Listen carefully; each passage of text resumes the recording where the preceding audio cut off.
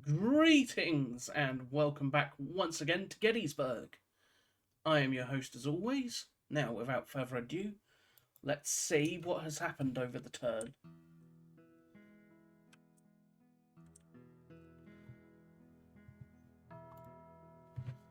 What have they been up to?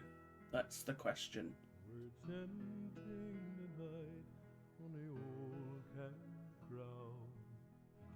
I lose 14 men up there.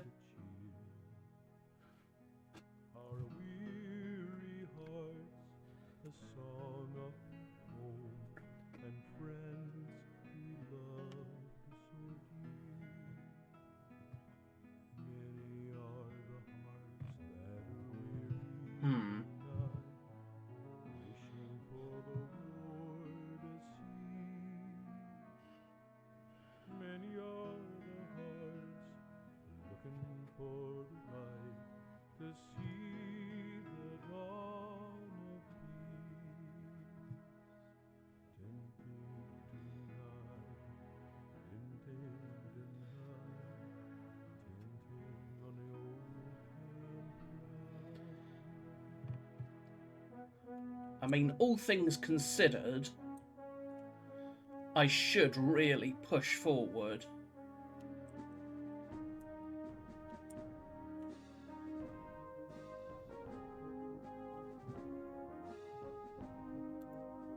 And try and drive him out of Gettysburg before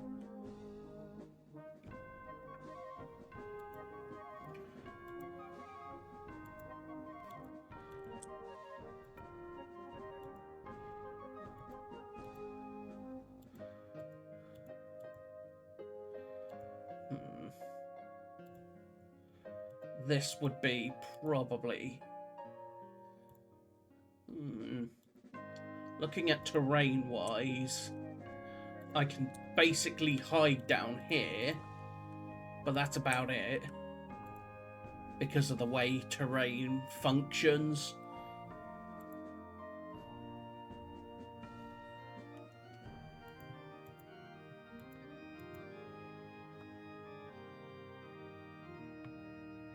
Because it's basically sort of a plateau here that then dips down a bit. So I can basically hide in the dip.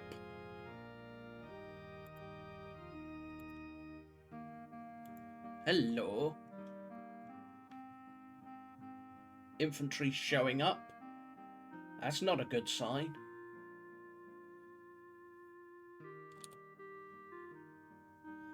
Alright, the cavalry...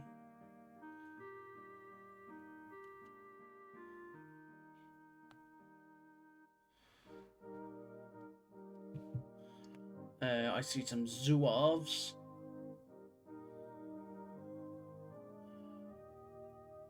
Are they the Black Hats? They don't look like the Black Hats, but you never know. The question is, what is he going to be doing? So...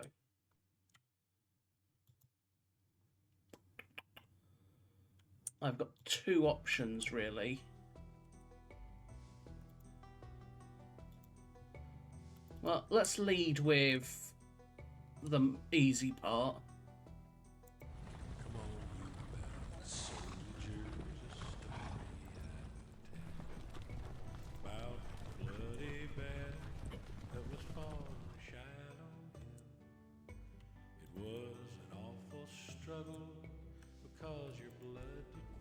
We bring these boys forward.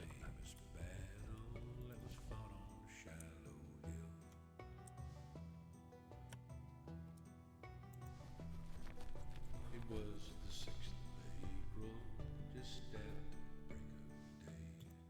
The drums and fifes were playing for us to march away. So Rhodes will arrive.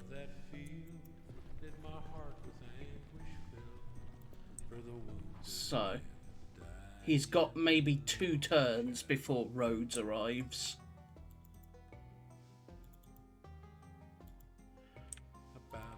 which I can accept. Couple more turns till Rhodes arrives. It's perfectly acceptable.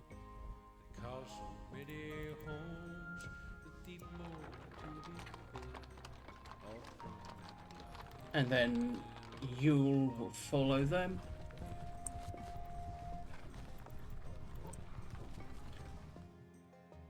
As we come down the Carlisle Road.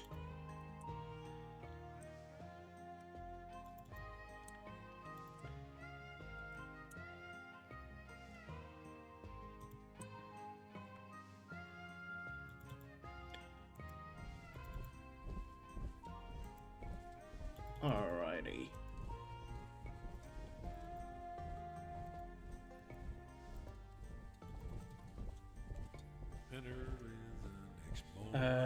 Colonel Perrin. Unmindful of the wounded, unmindful of the slain. The struggle was renewed. 10,000 Remove them from the board. This was the second conflict. I forgot to do this lot, didn't I? Whoops. So let's get back to this. This cavalry, which is part of Jenkins' brigade, will head this way, past the Griston sawmill.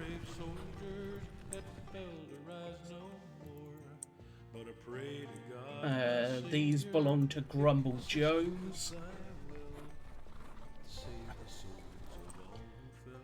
who will and they will zoom down the road.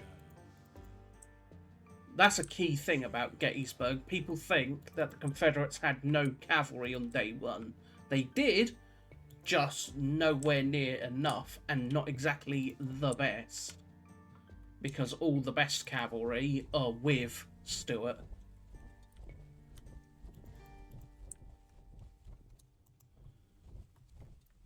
These are all basically the drabs.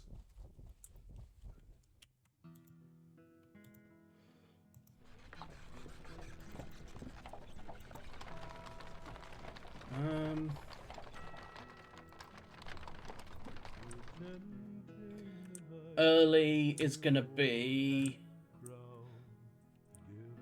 Early should arrive about an hour later. So if Rhodes will arrive about 11:20, give or take, he should arrive about 12:20. Again, give or take.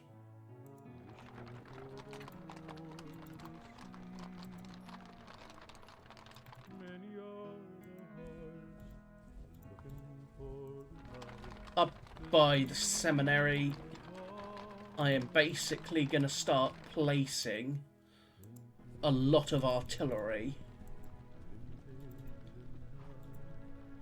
to try and achieve a decisive dominant advantage over these federal guns that are just being pesky.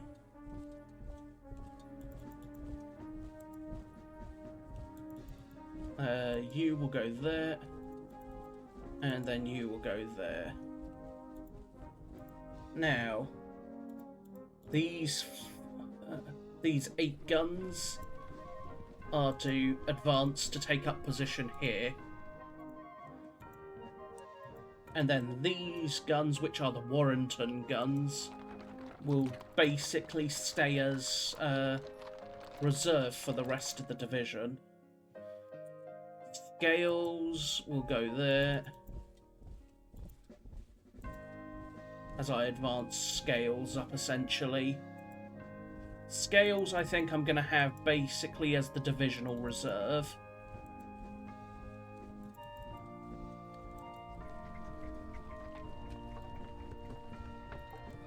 And then, if I can, place... Yeah, that looks perfect. So, Lane and his Tar Heels are basically going to take up position on the rightmost edge of Pender's division.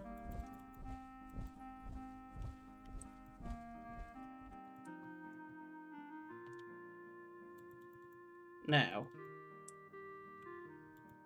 the rest of Archer's brigade. Archer really hasn't lost anything, has he? So there's nothing too desperately needed. I'm actually going to quote fall back in places.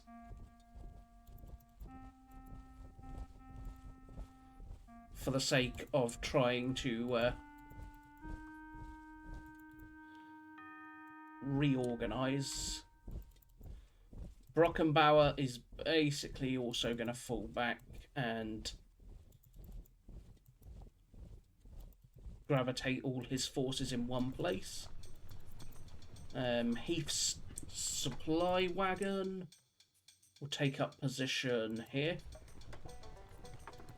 And the Fredericksburg artillery will do so as well. As will the Crenshaw battery.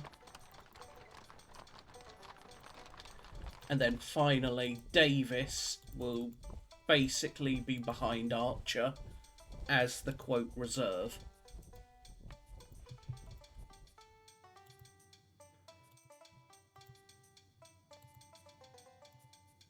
What can you be?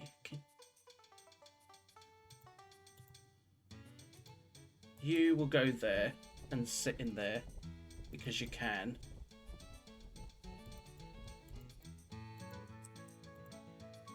Now, as for Hill, Hill, I think I will actually bring up McIntosh's battalion and the rest of Hill.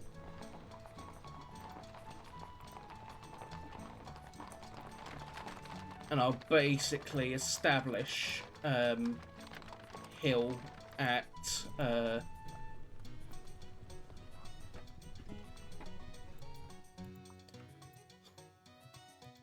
Hill is basically going to establish McIntosh's battalion as a reserve here.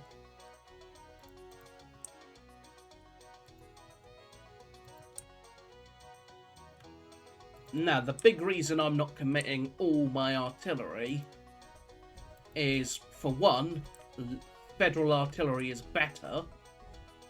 I've learnt that through very, very painful experience. But also, it keeps my relatively limited ammunition supply intact because I'm just not shooting. Which, actually, I am going to deploy the Crenshaw battery, I think. I'll just look to deploy them closer. But between the Letchers, the PDs, and the Purcells, that's 3 artillery batteries up there. So 12 guns. Taking on the 6 Federal guns here. And then I'll have these 8 guns take up position here. And look to bombard any Federal position there. Now,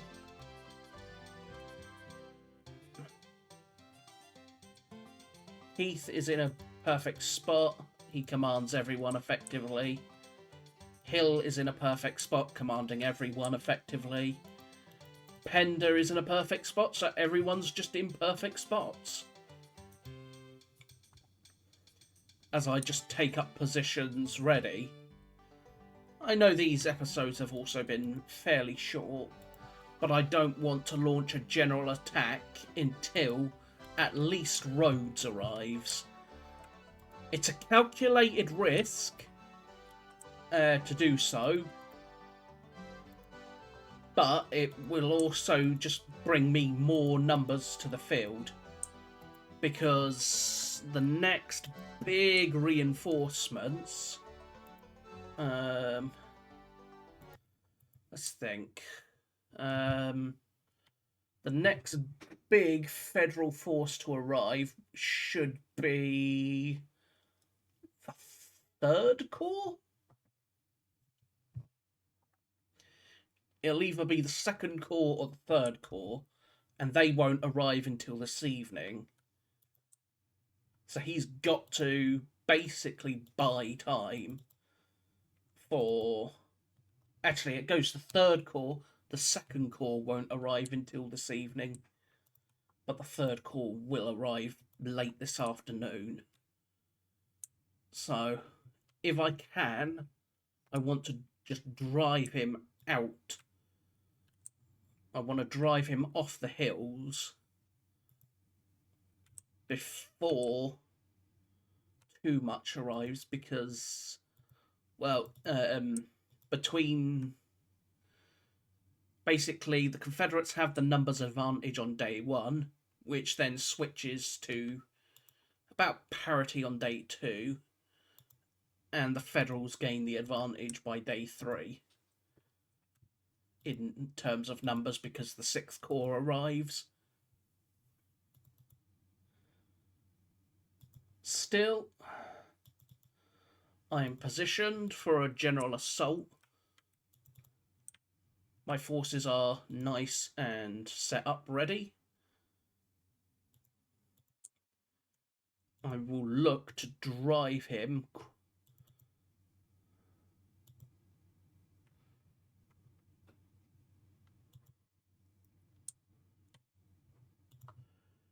Johnson Pettigrew will actually go there, just so he doesn't get caught and wounded by an artillery shell. Because that's the last thing I need, is Pettigrew being wounded. Ooh, good thing I checked, isn't it? I almost forgot the supply wagon.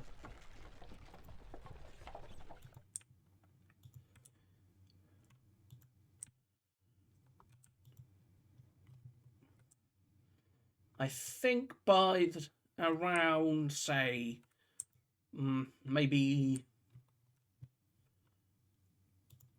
Lira. So I'm thinking around maybe 1 o'clock or so, I will start to deploy just overwhelming artillery force to try and blast the Federals out of position. I'm actually going to move you further forward so I can have you start trying to pick your way forward and take up positions up here.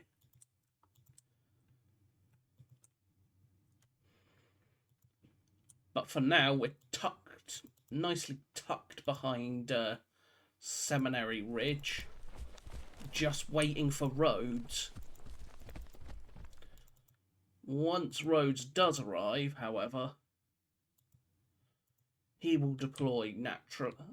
Unlike historically, where he's going to be here, he's going to end up here. Which means I'm probably going to have to throw early, further to the right, coming down the Hunterstown Road and towards the rail line. And basically have him push down the York Pike as a way to unhinge the Federal position. Because from there he'll also... Whoops, I did not mean to go up to Mud Run. But from here, by the brick kiln and the toll house and such, he can seize Benner's Hill, and then from Benner's Hill, he can look to cross Rock Creek and assault Culp's Hill, which, if Culp's Hill falls, it could dislodge the entire Federal position.